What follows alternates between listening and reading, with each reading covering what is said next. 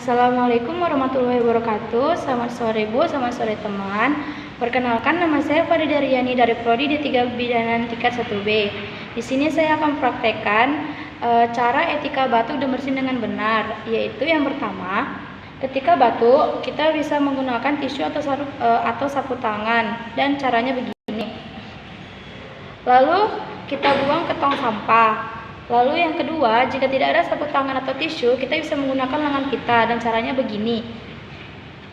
Terus yang ketiga, ketika batuk dan bersin, jangan lupa memakai masker.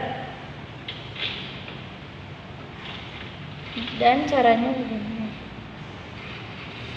Lalu yang terakhir, yang keempat,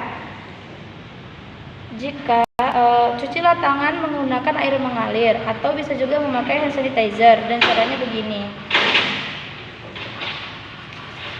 Nah, sekian video dari saya. Saya ucapkan terima kasih. Selamat sore Bu, selamat sore teman. Terima kasih Bu, terima kasih teman. Sama-sama teman.